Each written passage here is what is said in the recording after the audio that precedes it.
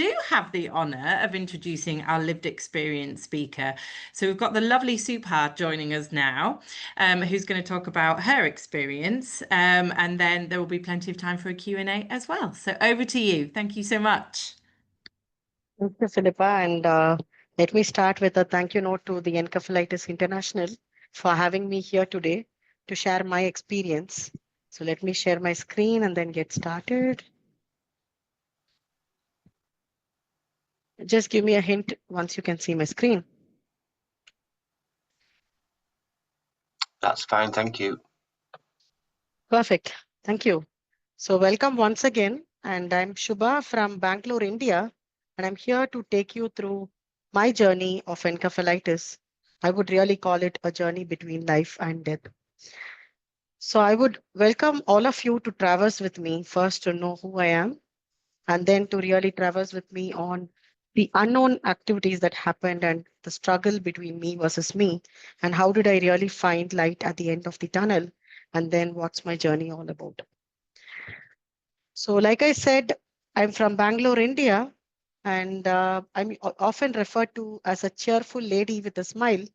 However, I'm a deep thinker. This is my family with a picture of my teenager and a little kindergartner along with my husband.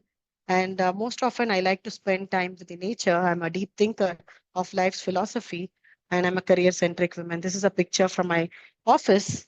And apart from that, I'm also a blogger. So this was about listen to the music around my first book. So I'm a person who listens to the heart. Until one day, I felt, there was a bit of a personality change. I was even struggling to uncover who I am. And that's how it all started. While it was well known that I had by birth a left hippocampal inversion and a malrotated brain, however, all of a sudden in 2023, I started having blurry vision. In fact, I thought it was something to do with an ophthalmologic issue. And then I ran between ophthalmologists to find out what was really wrong with my vision. And everything was absolutely normal. And then I was put to a neurologist. And then while we also looked at what could be the possible reasons, and then I was put through the VEP test, which is basically the visual evoked potential study. And there was a little bit of a latency delay on the left side. So it was all coming together that there was something wrong on the left part of my brain. And then came the report that I had intracranial hypertension. So this was also getting evident that probably this could be a cause of my blurry vision as well. But in between, I had amnesiac events. So I would really forget who I am, where I am, and I would also get disoriented completely. But this would last for a few seconds. And, I was really thinking that this could be stress. And my family often told me that probably I'm stressed because of work, because of family tension, and so on, until a real breakdown happened in my life, which I did not know that there is a monstrous event in front of me. So it was an unknown floor. I was at my office. There was a big event which I was hosting. And while I entered the online event, I was completely blanking off. I did not know where I was, who I should introduce, what was the topic. And then when I came out of the meeting room, I found it hard to navigate across the floor, and completely I broke down. And that's when I vaguely remember this incident even today, but my husband recollects well that I had some confusion while I was talking to him, and immediately I was taken to the hospital from my work. And I still don't remember 3 weeks in my life. This is 21 days, 504 hours, 30,240 minutes. And I'm really surprised by how this could have been in my life. It's really kind of a rebirth that I had after these 3 weeks, probably. And, during this 3 weeks, I hardly remember any of this. My sister was here with me in the hospital, and I had no memory of it. And when I was just waking up, I asked her where I am and how did she even arrive. And that's when she said she's been with me for already a few days. And what was told to me was that, yes, there is a possibility of autoimmune encephalitis. And this was reconfirmed by a test. And that's where they identified that this was a variant called CASPR, and this was positive. So during this time frame, I would say that I had a lot of doubts about people around me.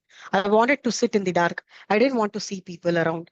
I was getting nervous about everything that was happening around me. In fact, I was yelling at the nurses. I was really doubtful about the treatment I was not cooperative of any kind of psychological or psychiatry assessments. And then came a doctor who was a savior to me, who just held my hands, looked into my eyes, and asked, Subha, what's happening with you? Are you are you afraid? What's really happening? And for the first time, I just broke down crying. And I thought this is the man I should be trusting. And then I told him, yes, I feel absolutely in darkness. And it was so weird. I could not really feel the me. And that's when I was briefed of this particular disease, which I haven't heard until then. It would really looked very strange for me. And then, I had to accept what it was. But then he did apprise me on that there is definitely some hope. And during this whole period, what happened was I was really battling with me versus me. I always felt there were two persons inside of me. And it all started with a left right disorientation. When I say left right disorientation, everything to me looked normal. I was writing, I was even doing math, I was doing everything absolutely normal, is what I felt. But when my doctor was assessing me, he asked me, do I really understand that, I was actually writing in a very reverse order? That's the picture that you would see. It is completely a kind of a mirror language, but to my eyes, it was looking very normal. And when I tried to also read, I was reading right to left without me noticing. And my family, my husband, who was there during the assessment, noticed that I was actually reading in the reverse order, while my neurologist pointed this out.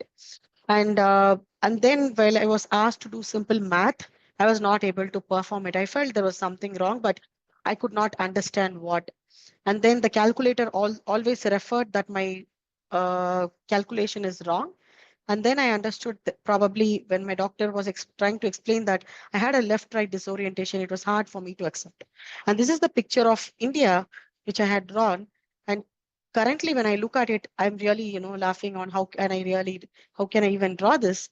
But then at that point in time, to my eyes, it looked absolutely normal.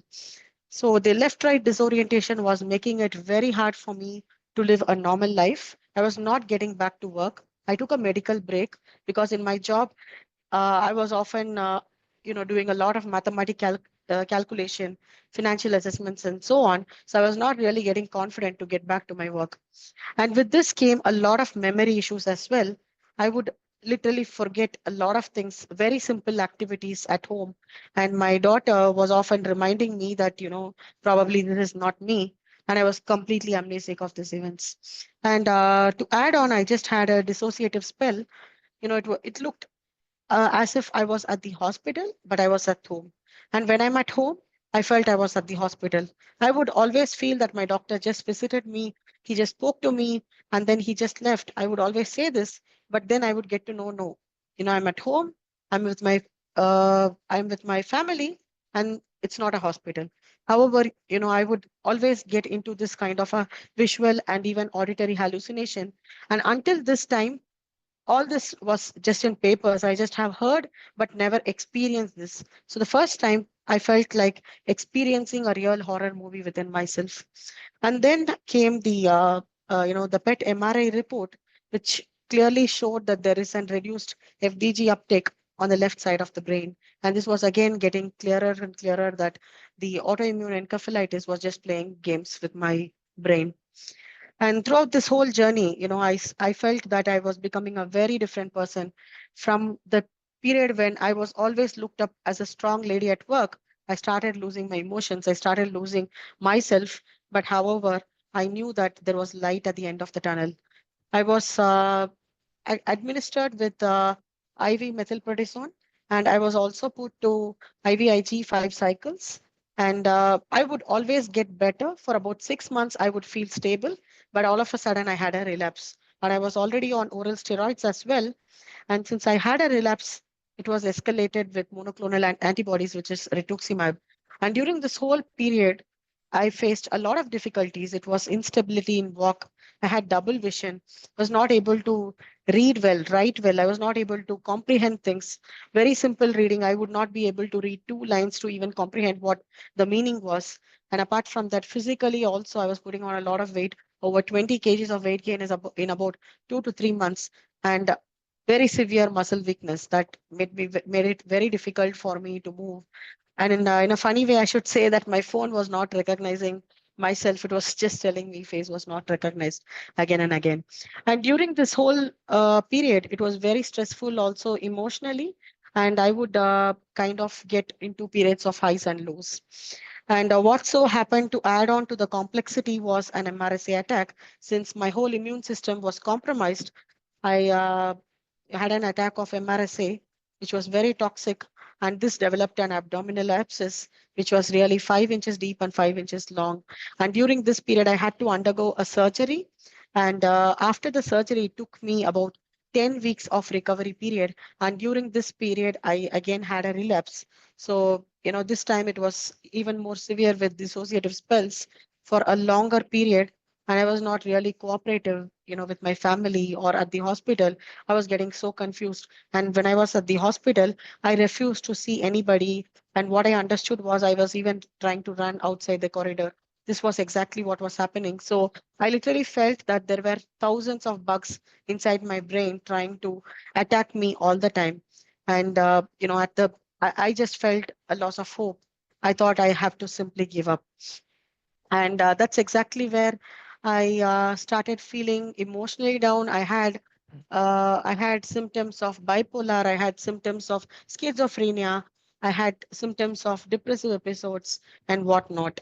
And me being an ambitious woman, I started feeling that I have to compromise on my entire life. I gave up on my ambitions, and I also gave up on being a good mother. I was guilty for being whom I am, and it was a struggle between me every day. And at the end, I felt that there is no hope. I was even telling my doctor that I do not want to go for a treatment further on. I just want to give up. I have no further strength to face it. I gave up on my aspirations. I gave up on my hope. I gave up on my smile. And this is not the person who anybody saw prior to this. But then all of a sudden, I just asked myself, is giving up an option? No. If I really want to die the next day, is that an option for me? No. So instead of asking myself, why me? I started choosing on what next. And that was only because of my biggest savior for life, Dr. Abhinav Raina. At this point in time, there was nothing more that I wanted to motivate myself. So I was really, really breaking down and giving up. And that's when I still remember the day when he just held my hands, looked into my eyes, and said, I'm 100% sure you will be back, and be kind to your brain and to yourself. I still feel quite emotional about this. I'm really thankful to my doctor. He's my savior for life. Beyond everything, he's a great human. Dr. Abhinav Raina, who is here based out of Bangalore. I really feel thankful that he has given me a second life. Not just that, he has always heard me. It could be a day and night, it could be my emotional turmoils, it could be my crazy texts. He was always taking it. And what more to ask for? The most compassionate doctor. And doctor, I don't know if you're listening to this, wherever you are, I would say thank you very much. Thank you is just not a word that I will have to tell you. I really owe my life to you. And this is only because, if I'm here today talking in front of this audience, it is only because of him. And I would also say at this point in time, after a lot of motivation from my doctor, a lot of treatment, physically getting better, I again started writing. Writing always gave me a clarity of mind. And I started writing from everywhere, from the hospital, from my work, from my home. And life's on. That is basically what the hospital where I'm getting treated calls it as a motto. And I for sure say, I really like to quote Robert Frost here from his poem, The Road Not Taken. So it's basically two roads diverged, and probably I took the one less traveled by, or probably it was forced that I had to travel by, and definitely that has made all the difference. And I wouldn't say that the journey has ended. It is going to continue. The struggle is real. We do not know when the next relapse could be. This could be for life. This could be better. We do not know. The struggle is real. The battle is real. But I would always say there is hope. Definitely there is light and there is life. So, my dear fellow humans here, while this journey was quite intense, if you are a caretaker hearing this, I would really recommend you to try to understand how the patient goes through this kind of an emotional turmoil. And likewise, if you are a patient here, I would like to tell you that we are not alone in this journey. There is definitely light and there is definitely life. And I would really say that, my family also played a big role. Thanks to my husband, Guna, who was always there to support me in this tough journey, although it was getting tougher for him to even understand. But I would like to tell all of you, never give up and the journey would continue. So I stop now if there are any questions. What an inspirational talk. Thank you so much. That was fantastic. And just so much to take from that as well, in terms of the hope and that, the struggle is real. In terms it takes a lot. And yeah, that was so inspirational. Thank you. One of the questions, and I think we all want to ask this question, is what would you say helped you the most? I would say, the post-encephalitis period is not very easy, because your entire personality changes and you start questioning on why am I like this, and it really helps to come into an acceptance. We know it has happened. We know it is not reversible. We should just be thankful that we have come along. But then acceptance is key. Forgiving yourself, forgiving your brain, because in fact, in this whole journey, I understood how much we undervalue our brain. So it's very, important to understand this and even forgive your own brain and forgive yourself. That helps. Absolutely, couldn't agree more. I certainly think we take for granted our brain as well, don't we, in terms of all of those things. And I think we need to be kinder to it. Absolutely. Oh, there's a nice comment saying never give up. Another question, was there anything that you've done in terms of treatment or kind of techniques that you've used to help with memory loss? Yeah, I was going through a cognitive behavior retraining. And this was quite helpful, I would say. And apart from that, very simple exercises. The psychiatrist also mentioned it is called a brain yoga. There are several games that you can as well download for memory. And very simple things. For example, I was not able to read at all at this period, and I would not be able to recollect it. So just going very simple, a 3-letter sentence, and then trying to recognize it, trying to comprehend this. It looks very simple, but that helped. But then you have to do it more regularly because it's more like a muscle memory. You had to retrain it completely. Absolutely, yeah. I think there's lots of tools out there, isn't there? And taking it one day at a time, recognizing that it might not be better by the morrow. It's got to be given time and space and sleep. Absolutely. Absolutely. Exactly. How would you say your Sleep, it was family? very difficult to. Sorry, go Sorry, on. go on. I was just telling that, it was very difficult to get back the sleep also. So, but then I think medications helped there, and then we had to go ahead with that. I think that's something that, particularly with the autoimmune types of encephalitis, that the side effects of a lot of the medication you have to take have their own impact as well. It's not necessarily the impact of the encephalitis, it's absolutely what drugs you're on as well. So I think that's important to note. In terms of your family, how do you feel that they reacted to the situation? How do you feel they've coped?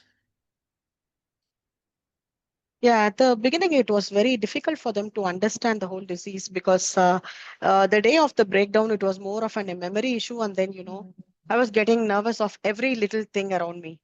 I said that, okay, my father will be killed. Somebody's following me and all of this.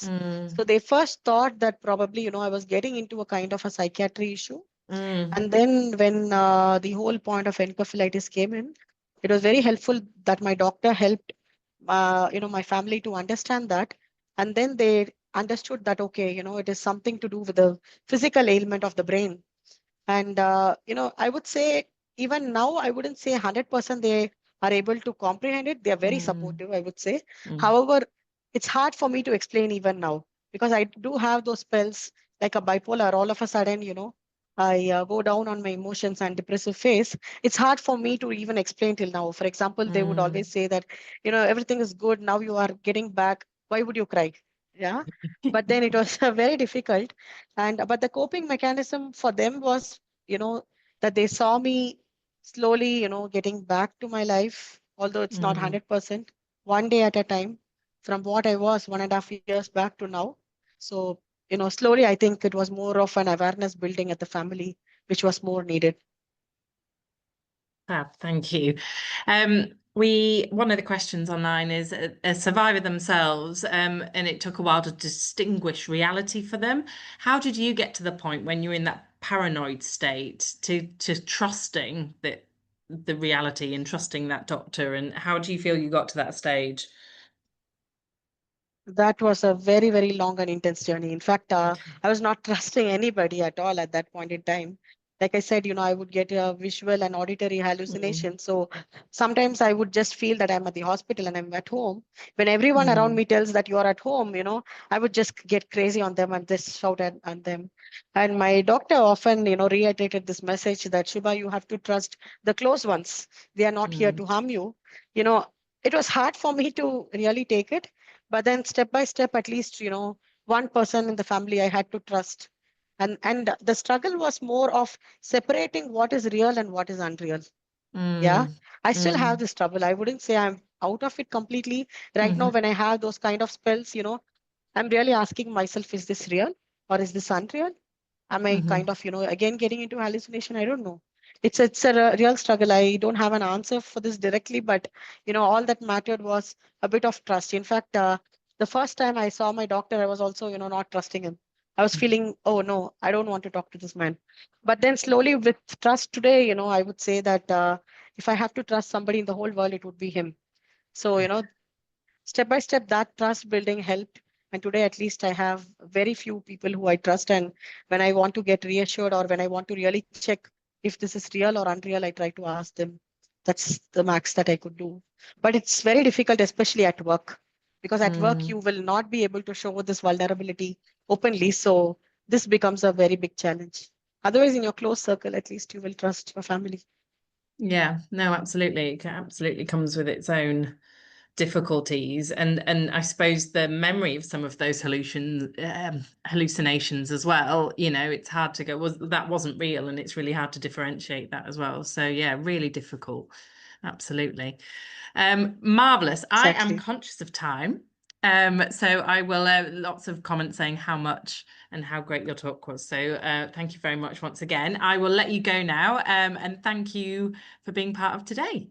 So Craig is going to talk about his own experience of encephalitis, and he is here as well to answer your Q&A.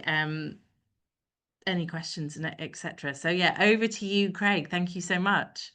Yeah, thank you so much. We just have a great honor being able to share a personal experience, and my hope is that there's a mutual kind of encouragement to be able to see it in growing condition that's happening globally, and because it is dealing with the mind, it's not a physical disease where one can see a broken bone and then subjectively see its healing. So when you do have the brain that's processing healing, but the brain is the organ that is sick, it makes it very difficult in the journey to recognize objectively how progress is taking place. So I just want to take this opportunity to be able to encourage others or caretakers or patients themselves. Yes. Thank you. Over to you. Yes, absolutely. So I just call September 4th, 2024, the day that my brain broke.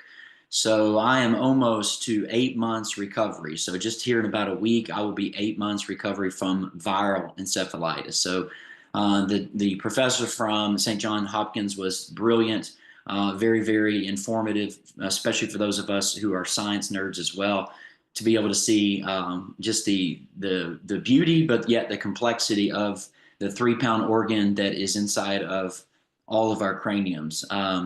I'll just give you a backstory of what my journey looked like. So for me specifically, I was not an immunocompromised individual. So this was not me having major issues or sicknesses in my childhood. In fact, across the board, I was what we would say relatively healthy. And what ended up happening to me here in America, we celebrate something called Labor Day at the end of our summer. And on Labor Day, which was a Monday, would become the last memory that I had in this journey before a few weeks. It started out for me as just having flu-like COVID symptoms. So high fever, feeling very tired, having all kinds of GI issues, vomiting. And what ended up taking place is Monday, I had a really severe headache in the back of my head, very, very severe. And I just kept telling my family that this was something different. So subjectively, you can feel that this is different. Something's happening in my body that was different than what I'd experienced previous to this. And by Tuesday, I went to the doctor. I was dismissed as being, hey, you have no flu, you have no COVID. This will just be a virus that runs its course. And of course, by this point, the virus had already crossed the blood-brain barrier and was attacking the back of my brain, unbeknownst to me. By Wednesday, I woke up, or my wife woke me up, my eyes rolled back in my head, and I passed out. And at this point, she called 911, of which the ambulance came and picked me up, and they took me to the hospital, of which I am so deeply thankful because I have 3 kids. I've been married for about 20 years. I have a 15-year-old, a 12-year-old, and an 8-year-old. And I'm so glad that they did not witness what was about to take place. So as I was in the emergency room triage, I had my first grand mal seizure, really, really large seizure. And the physicians basically just put me to sleep for the next 24 hours. And in that, they did MRIs, they did spinal taps, and for here in the United States of America, as you just heard the professor so eloquently speak of, they tested for 45 different known viruses, and they all came back negative. And so it was encouraging for me to hear that there's about a third of those patients that they never determined the actual specific virus. And because there was no known virus, they let me stay in the hospital for a few more days, about 5 days total, and then they dismissed me from the hospital. Now, hindsight is 2020. I wish they would have never dismissed me from the hospital and were able to determine, I know the antigen sometimes shows up later, but to determine based on the MRI that the inflammation had already begun in my brain. And so when I got home, I immediately had another grand mal seizure. I was very disoriented. And so the EMTs were called and I went back into the hospital. And many of you know Susanna Callahan's story. You've probably seen the Netflix documentary, Brain on Fire. And one of the neurologists came into my hospital room where, again, I have no memory of this, but said, I have a sneaky suspicion that encephalitis is taking place. So they put me in another MRI, and it was determined that I had encephalitis. But the encephalitis was not attacking the parietal lobe or the temporal lobe. It was the occipital lobe, which is, of course, responsible for all the visual realities. And so at this point, I just began to go blind. I was unable to see anything in front of me. And one of the things I think is unique about viral encephalitis as it relates to, or in comparison to autoimmune encephalitis, is that oftentimes you hear with autoimmune is that it's a slow progression. So someone who has a disorientation, or maybe they're depersonalization, or they're having these deep extreme fatigue, and it happens over several weeks. For me, I was sick one day, or I was healthy one day, sick the next day, and instantly viral encephalitis caused all kinds of symptoms. And for me, that was blindness because of the occipital lobe, and then it was seizures. And so what happened in the hospital is I began to have seizures about every 10 minutes. And so this is where my family began to get worried because they would throw one seizure medication at me that would not help. They would throw a second seizure medication, the third seizure medication, the fourth seizure medication. And then, thank God, on the 5th seizure medication, it caused the brain to begin to calm down. If that wouldn't have happened, then, of course, they would intubate me and then put me in an induced coma to allow the brain to rest. And so the 5th medication enabled me to at least slow down on the seizures. And, of course, as a patient, I have the EEG cap, and they're doing all of the monitoring. And then from there, I spent about a month in the hospital. And in that month in the hospital, I did have the corticosteroids, as the professor spoke about. So it was like 1,000 milligram bags of prednisone. And then I had the IVIG treatment. And I'll just tell you this for caretakers. The first memory I have from before Labor Day to being in the hospital was when they began the IVIG treatment. And for me, when they started the treatment, they started the drip too quickly. And so when it went in intravenously, I thought I was dying. I literally thought I was dying because I was having an allergic reaction to the treatment. And so what was happening is my vision was closing in, and it felt very much like you were about to pass out. But then the pain in the body was so severe that I just began to shout out. then I have 30 more seconds to live or 10 more seconds to live. And so this is, of course, very frightening for caretakers. So they brought in the rapid response team and they did the certain protocol to enable it to slow down and give me what was needed to stop the allergic reaction. And then over the next few weeks, it's just a matter of trusting that this is going to work. And so thankfully, with my experience, I'm 39 years of age. In my research, it's a lot of times in young folks, or it's a lot of times people that are older in life. And so I'm in that kind of weird stage of life that I contracted this virus. And so several weeks later, I was able to get out of the hospital and make it back home. But I remember it being so disorienting because I could not remember where my house was. I could not remember what my house looked like. I couldn't certainly remember the people that were in my life other than my family, who their names were. And I came home. I'll never forget this for all of my life. Did not know where utensils were, what the kitchen looked like, relearning what was taking place in my home. And I just began to encourage for those of you who are, whether you're coming through viral encephalitis or even autoimmune encephalitis, is that you have to really be gracious and patient with yourself. I am a very patient person with everyone else, not really patient with myself.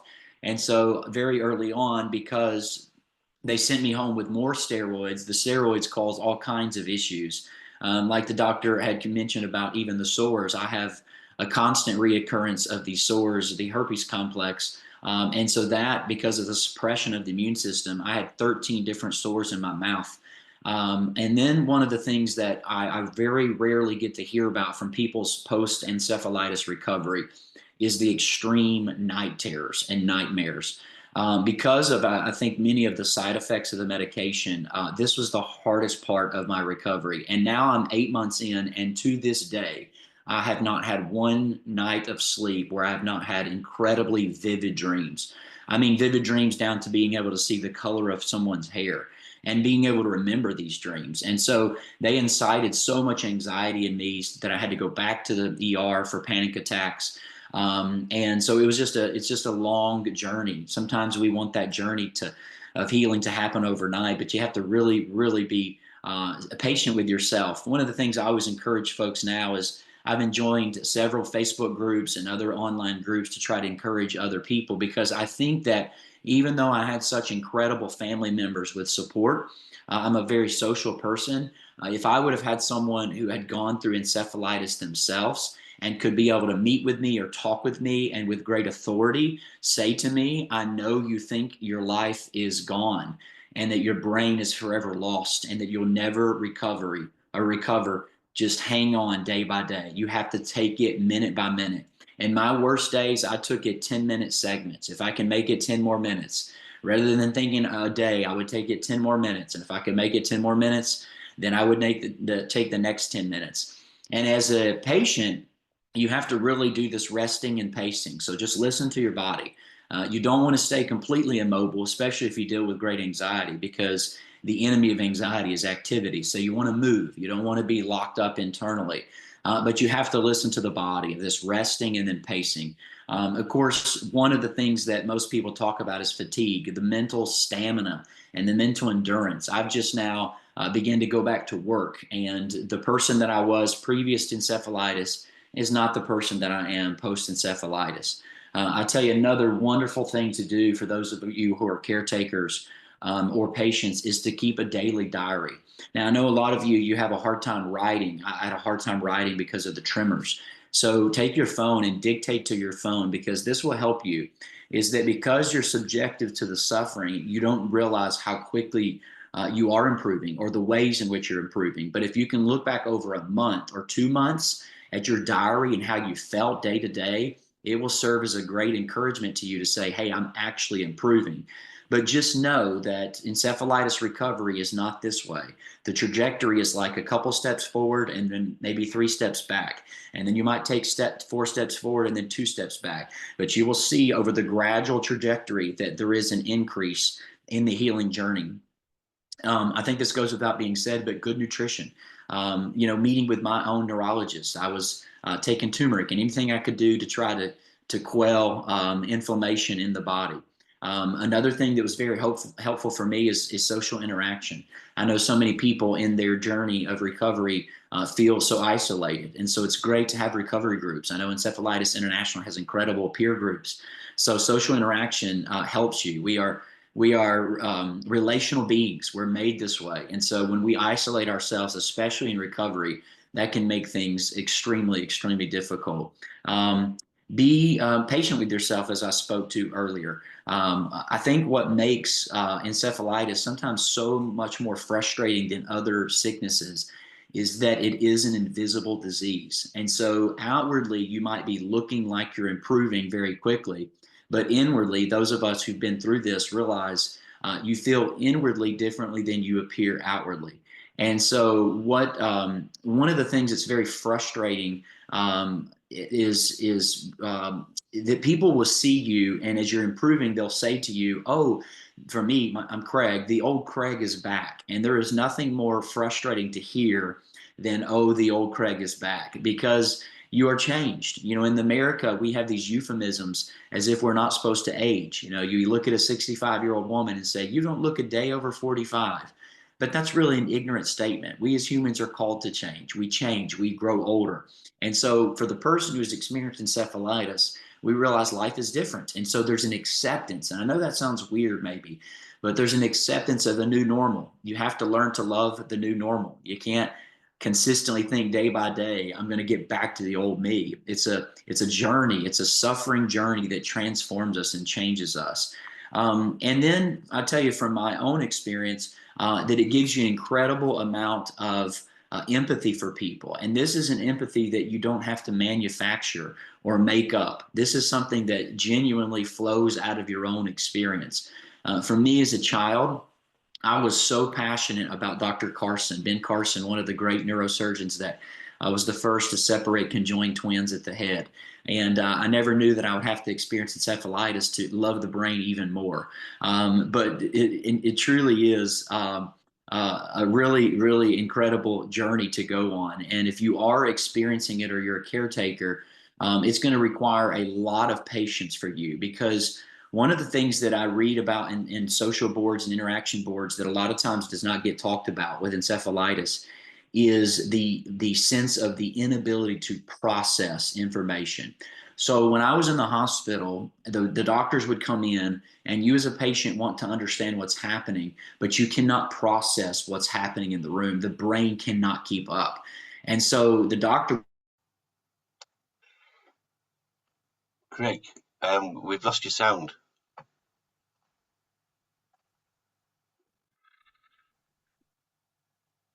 Can you hear me now? That's fine. Perfect. Thank you.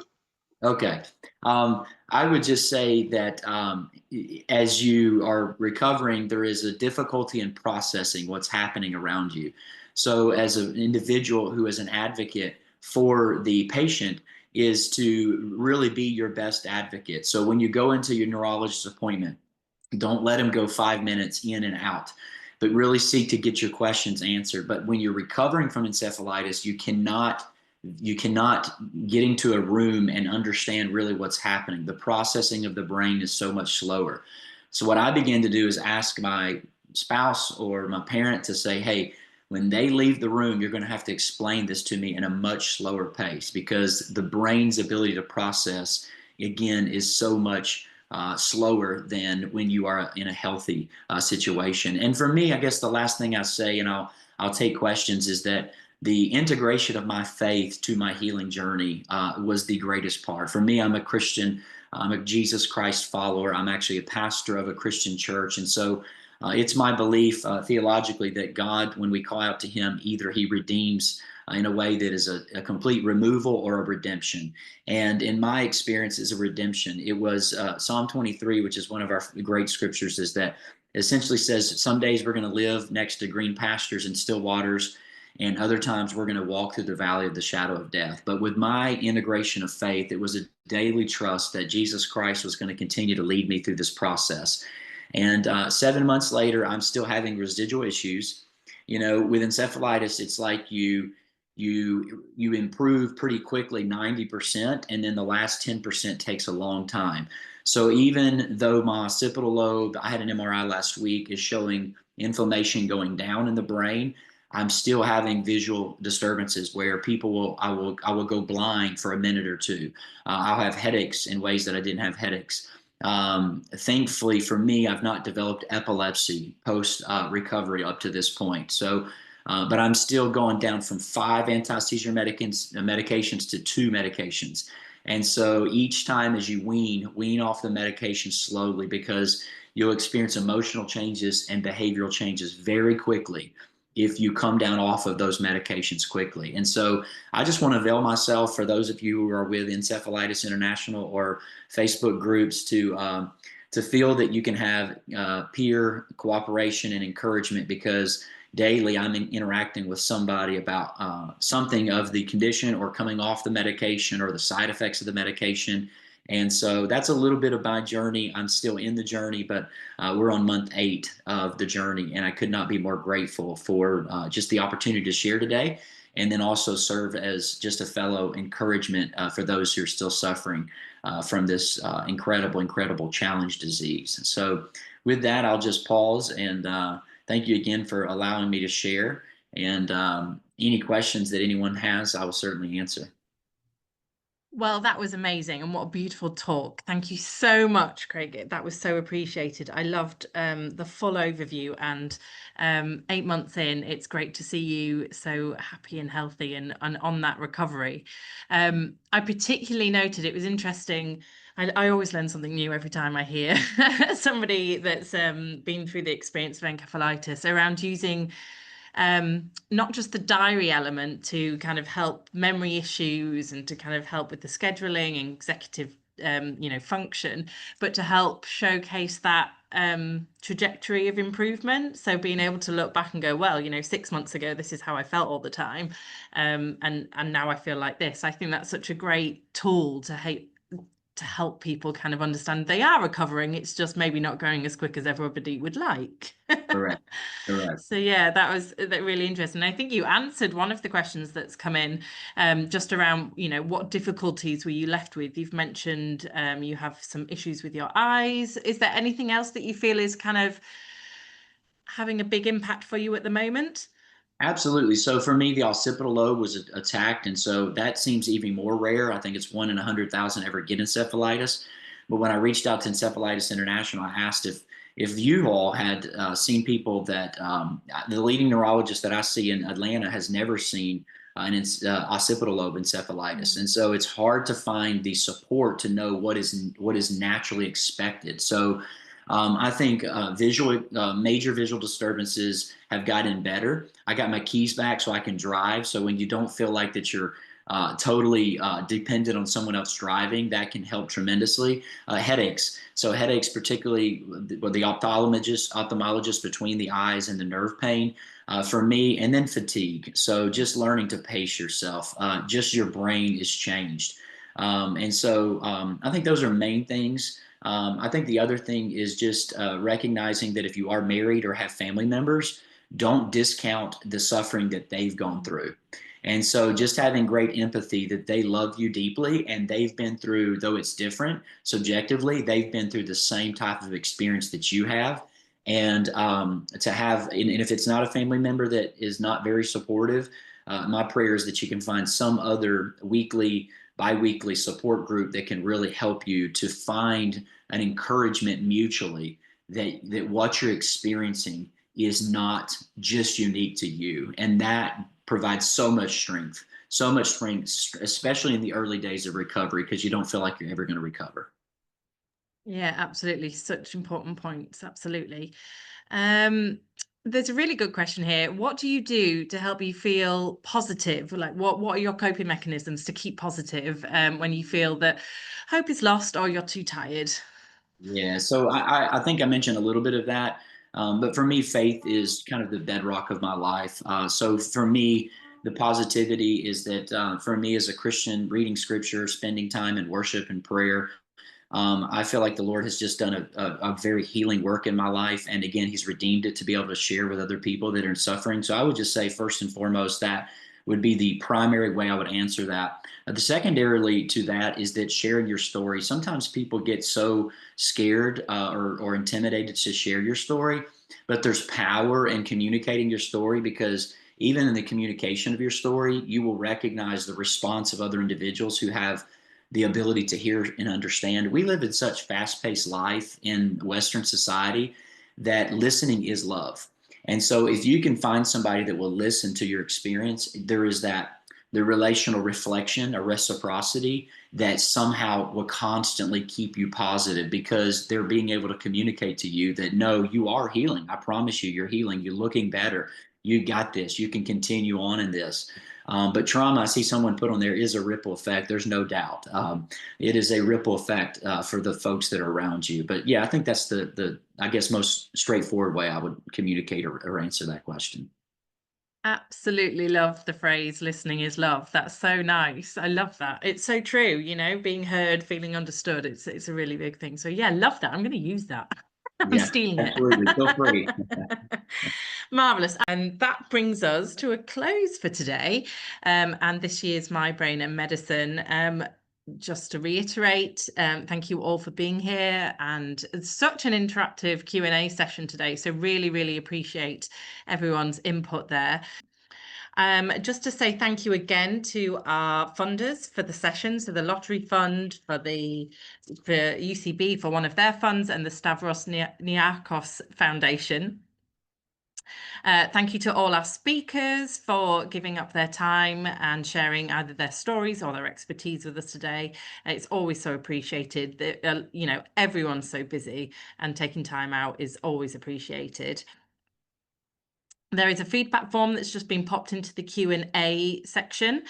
So do jump into the answered section, and please just click on that link. Feedback really, really helps us tailor what kind of talks and content that we should be creating for our other sessions. We have lots of other events and peer support groups, so please do check those out. And as always, we can't do it without people's support. We are not funded by the government in any way at all, so we rely completely on donations. So if you are able to give, we are always appreciative of it, and we will put it to good use, I promise. I would like to say a really big thank you to Alina, Julie and Alex on the support team, who've pulled out all the stops and made an amazing program and event and made sure that everything has run really, really smoothly. They work tirelessly and are very supportive of everyone, the speakers alike. So thank you so much to them. And that brings me to a close. Thank you once again, and hopefully see you at another event soon. Thanks so much. Bye.